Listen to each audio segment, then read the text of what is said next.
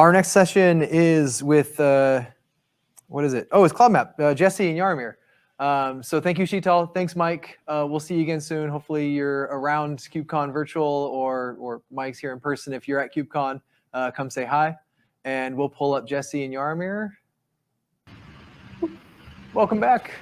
Hi, folks. Happy to be here. Hello. So it's cool. We're going to transition from talking about a whole lot of addresses in one place to how to work with name resolution and service discovery across multiple clusters. That seems like a good transition. How you doing, Yarmir? I'm pretty good. I hope you can hear me well. Yeah, we can hear you fine. Do you want to introduce yourself? Yeah, I'll be happy to introduce myself. So again, my name is Jaromír Vanek, and I'm software development engineer on AWS Cloud Map team. And today I'm going to talk about running applications in multiple Kubernetes clusters. In other words, multi-cluster setup. Awesome. So let me briefly start. I would like to just start with basic use cases for multi-cluster scenarios, because oftentimes it may seem like why would anyone want to run multiple clusters when just a single cluster is more than enough complexity already. But definitely there are use cases, and first of the perspectives is high availability pretty much. So obviously running a single multi-tenant cluster may be actually a single point of failure in the system when the cluster fails because of bad configuration or anything else. Also, with multi-cluster setup, we can get automatic failovers. Let's assume the service runs the same service. Let's say my web server runs across multiple clusters at the same time. When a single cluster fails, doesn't matter. Clients can still reach the other clusters in the group. Quite related to this, it makes multi-cluster setup makes Kubernetes upgrades and all other upgrades and migrations easier, because instead of migrating and changing the Kubernetes version in place while everything is running there, maybe it's easier to actually spin up a new cluster separately and then gradually migrate everything like service by service. But for this transition period, we have multi-cluster setup because some services are running in the new latest Kubernetes version, some services are still in the old Kubernetes version. So actually multi-cluster setup can help with this as well. And very different perspective is security and isolation between teams and organizations. It's a bit obvious that it may not be a great idea to give access to everyone across all organizations to a single cluster when it needs to be like from the security perspective and compliance perspective, but as well as isolation between different Kubernetes settings. Maybe networking setup needs to be different, the preference is different across teams. So it's again like another example where multi-cluster setup can be beneficial. And so let's just assume that there are many more use cases for that. So let's just assume we want to have multi-cluster setup. And now for the rest of the talk, we will discuss how we can achieve that technically, like what can we do to support that. And for me, the crucial topic here is service discovery, and not just because I'm from the Cloud Map team. I think it's crucial because services in clusters need to interact with each other, and to interact, they need to discover each other.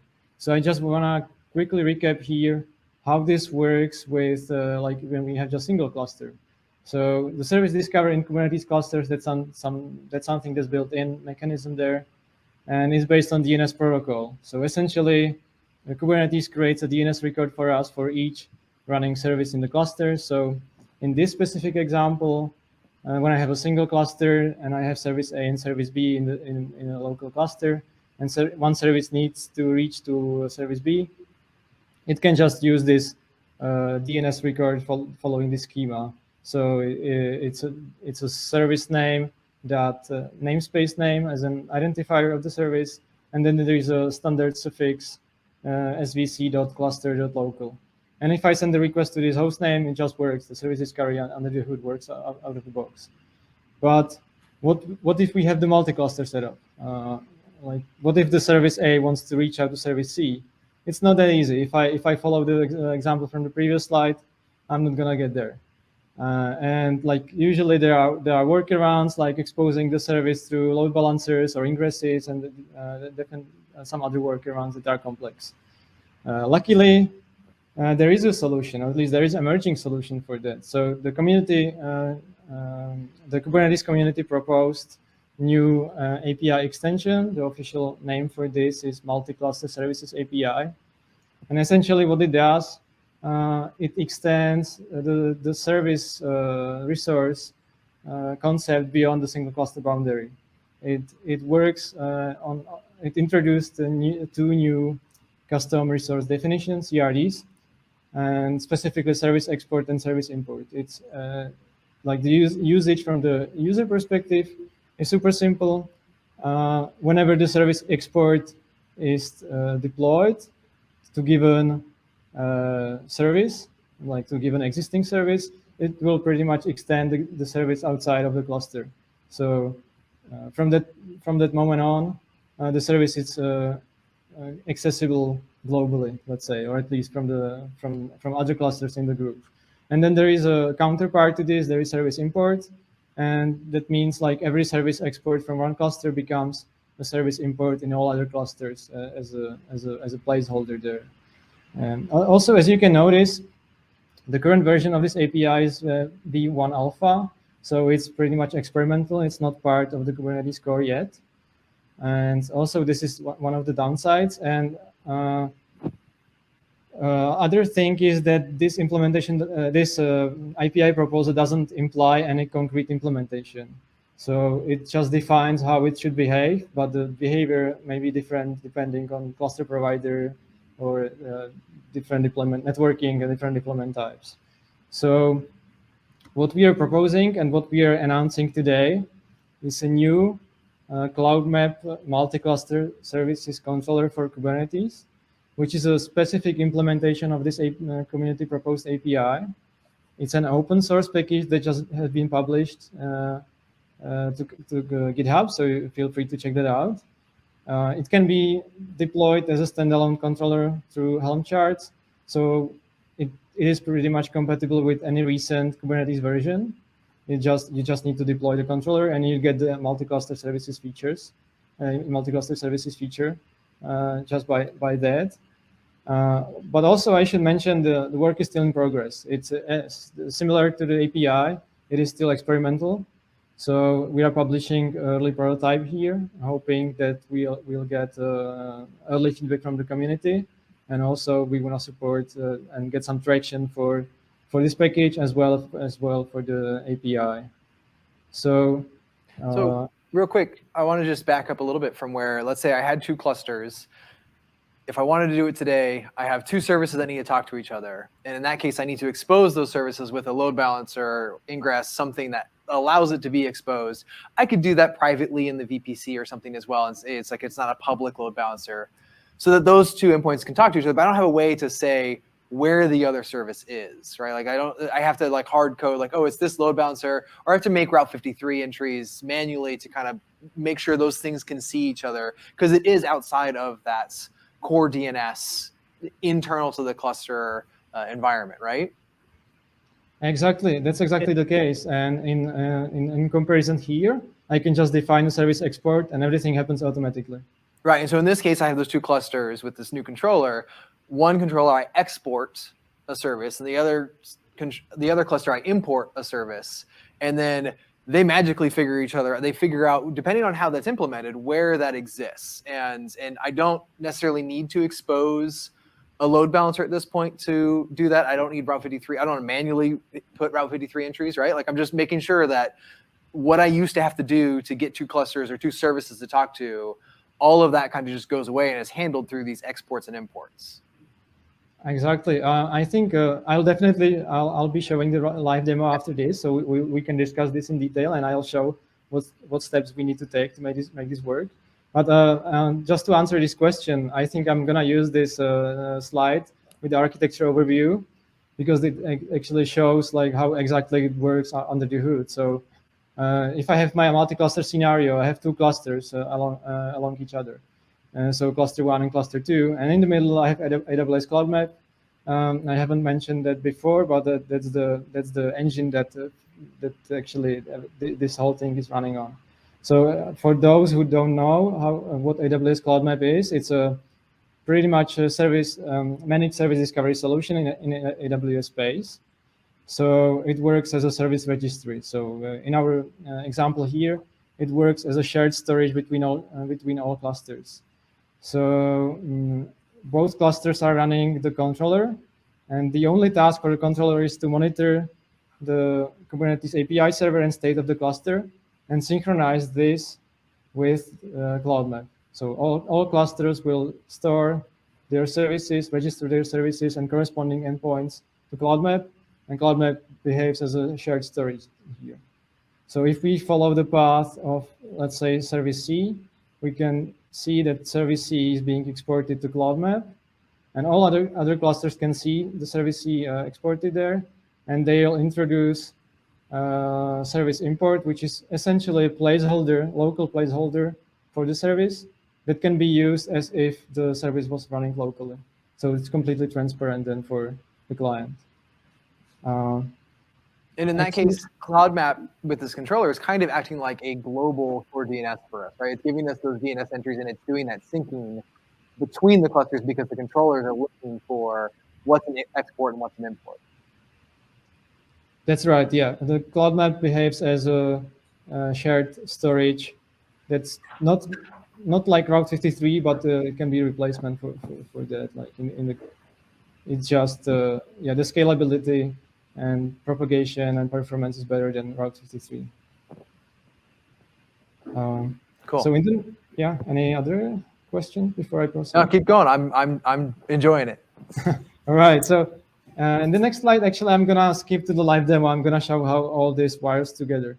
So we have the similar scenario as we just discussed. 2 clusters. I just remove all the unnecessary services here. So we are having just my Nginx web server in cluster 1. And my task is I have some service A here in the second cluster, and this service wants to access the web server, although it's running in another cluster here. So we can exercise the whole cross-cluster scenario here. So I'm gonna switch to actually to the live demo. So first of all, I'm gonna start with my setup. So I just want to show you what needs to be set up before to make this work, and it's not much. I have my 2 standard clusters. I'm using EKS for that. It's a standard configuration, nothing specific I need to do here. Can you make it bigger? Yes, sorry, I'll make it bigger. All right.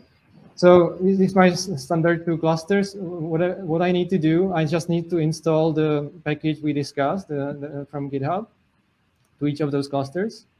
And there is a second requirement. I just need to make sure the networking works, because when I start clusters in EKS, they are in separate VPCs. They cannot talk to each other. So what I needed to set up as an additional step, I needed to set up VPC peering, which is a single step I needed to go through. So I'm just gonna quickly show here that I have 2 clusters, and between those 2 clusters, I have the peering set up. So just to verify, one VPC is cluster 1, the other VPC is cluster 2, and this is all I need to make this work. So I'm gonna switch to my overview dashboard, and let me know if it's readable. Bigger would be good. Right. That seems to be the theme of the day. Okay, let me go slightly bigger here. So this is my overview of both clusters. Again, like on the left side, it's cluster 1, and on the right side, cluster 2. And the top panel monitors here, like running services and imports. And as we can see now, both clusters are empty as we just started. So this is expected. At the bottom here, I have both controllers running just to show you there is some activity. I'm not sure if it's readable, but it's as I said, it monitors the state of those clusters. It monitors all namespaces, and it says syncing namespace, this and that. and there is no activity because there are no changes in the cluster configuration. So we will make some changes. So first I need to deploy my first service there, my Nginx, as we discussed. So my service, it's a standard configuration. You can make it even slightly bigger. It's a standard configuration. I'm not using anything specific to the multi-cluster API, just I'm deploying a web server Nginx exposed on port 80. So I'm gonna use kubectl to apply this configuration and deploy my first service here. So let's apply. And we should see the first change here at the top. So I have my first service running here, but now it doesn't mean I can access it from I can access it from the second cluster. It's just standard service that the scope of this service is local. I could use the cluster.local service discovery, but definitely cannot do that from the other cluster. So the next step following the multi-cluster API is to make sure that the service is exported. So I need to define my service export. And it's super easy. The type is service export, and then there is identifier of the service, the same namespace and same service name as it already exists. So I'm gonna apply this as well. And now let's see what happens there. So now we have the service export. At the bottom here, we should see that the controller will notify the Cloud Map about the change, right, somewhere. And it registers the new service to Cloud Map under the hood. But also you can see in the second cluster, what we got here is that we got new service import automatically. Did you already have that import resource existing? As I exported in cluster 1, it got automatically imported to all clusters that are sharing the scope in the same group. That means now the scope is my account. So whatever I exported here or all other clusters are automatically imported. So now without any additional action, I can just use this import. And now the tricky part, how can I use this import as it was service, because it's not in reality service. And I need to go back to slides for a bit to show you the multi-cluster DNS, because that's part of the multi-cluster API. It also defines the multi-cluster DNS. And essentially, it's an extension of the existing principle that I can use the DNS records to discover my services. In the same way, I can also discover my service imports now. So the only difference is the suffix here. And instead of cluster.local, I can do cluster set.local. That tells the service discovery, I want to discover services in the whole group of clusters, in the cluster set, not just locally. Following this example, I can actually go back to my overview and just use this. So let's say I want to access my new import that disappeared. Well, let's give it a try. So I want to follow the schema. So it's the service name. It's the namespace name, and then it's the identifier service and cluster set local. All right. You can see it didn't work because it seems like that the service just got re-imported for some reason. As I said, it's experimental. So let's try it again, and now I get the response. So I'm getting here hello from cluster 1. And it just confirms that now my service A can access the service from the cluster 1 cross cluster. Just to finalize this demo, to show how this works under the hood, I can also go to my Cloud Map because it's the essential part here. I can show like what happened there, and it's slightly obvious. I just want to confirm. So I should have my namespace there. Yeah, sorry about this. My namespace is. So it was my namespace, is my identifier, and I have my service here exported. And obviously, I have my endpoints here exported as well. And this is what happens, what is imported later as endpoint slices, and it's used when I connect to this service using the service import. Let me switch back to the slides. So just to finalize my demo, here is the list of resources. Definitely, the first one is the package we just open sourced. Definitely feel free to check that. Feel free to give it a try. Feel free to open issues there. There are already existing issues, and we continue with the development in open. So everything is going to be tracked there. So feel free to open your own issues if you find something. And the second link is the multi-cluster services API proposal. Because what I presented, I simplified quite a bit, and the proposal is much more complex and definitely worth reading this in detail. So yeah, thank you for your attention. I believe we can get to questions if there are any. Yeah, there's a couple in chat here. First one I want to bring up is this regional? Is exporting this on a per region basis? I'm assuming as long as we can peer the VPCs, we can expose those routes? That's a perfect question. Yeah, it is regional because of Cloud Map is regional. So, but it doesn't mean it must be regional. So we can have multiple clusters across regions, but then we need to pick a single region as a storage for our shared services. So then we need to pick and define for the controller to use one of those regions as the main one to store services in Cloud Map. And I'm assuming at that point, multi-account would also work if they could both talk to the same Cloud Map, because Cloud Map's your kind of point that both of the controllers are talking to. So as long as you can route between the VPCs and you can talk to the same Cloud Map database at this point, right? It's being used as a database to store these entries, then you're fine. Yeah, that's a perfect observation. Exactly, like the controller just needs some credentials to Cloud Map. It can be shared credentials to the same account, and then this account works as a storage. And VR Linux is asking also if there's additional load balancing on top of if you want to use the MCS controller to expose these services that needs to be used. Well, the thing is, like, the Kubernetes networking should take care of this. We can have a example when the same service is being exported from multiple clusters. So then we need load balancing between multiple clusters. But then it's a task for the Kubernetes networking to decide and to pick the closest endpoints. It will, from Cloud Map, it will get list of all available endpoints in the cluster set with maybe the region, AZ, and the locality. And the vision is that the Kubernetes networking should pick the right closest endpoint by some preference. But it's outside of the scope of the controller. It relies on Kubernetes.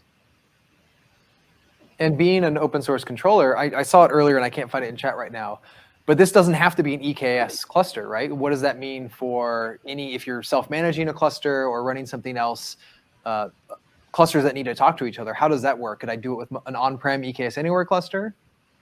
Exactly. It doesn't need to be EKS. It doesn't need to be even Kubernetes. And that's the interesting part, because the common denominator here is Cloud Map. So anything that's registered in Cloud Map can be theoretically imported, and we will work more on those use cases because we haven't tested, but it's definitely doable.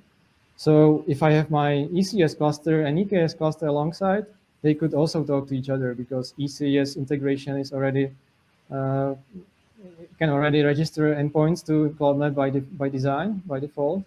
So anything that's in Cloud Map already can be imported to EKS as well, or even on-prem.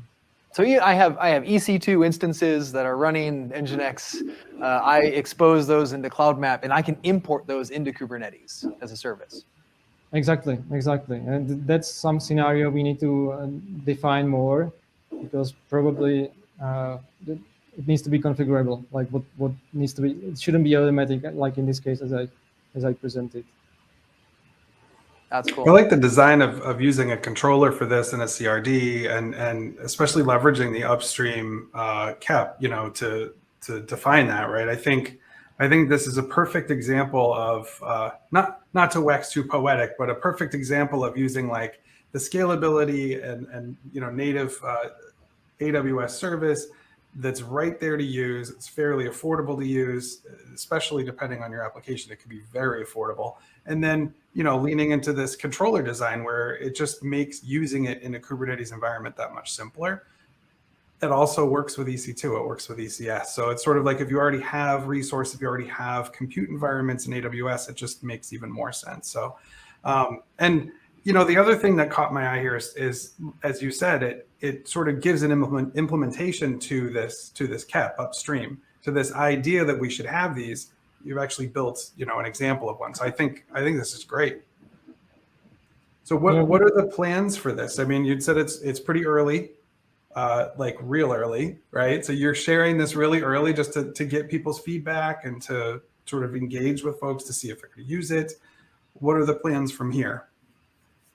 So for sure, it is to implement remaining parts in this controller, and there is also scale testing planned because now it just prototype. It works with single service. I'm not so sure it would work with thousands of services. So that's a plan. Jeremy, this is where you get to say now accepting PRs, right? You can say that. Exactly. Feel free to check the repo. And there are already open issues, and we already got few PRs in Awesome. Just a single day after we published that. So yeah, feel free to check that and feel free to open issues. That's great. Yeah, great. Do we have any other questions that we wanted to get to? I'm not seeing anything specific. Yeah, Theo's been in there answering a lot. I think, a lot of people sort of went to this sort of like, well, service mesh and load balancers and where is this? And I think this solution speaks to, or the need for this KEP actually speaks to how there's a lot of people with the complexity of a service mesh where they really just need this one aspect, right? So that's another way of looking at this is it frames a different solution for a problem that we've been solving with different tools. So yeah, I think this is really interesting, and I'm looking forward to seeing where it goes. Yeah, I think it'll be useful for a lot of people. So, and the chat has agreed. So looking forward to it.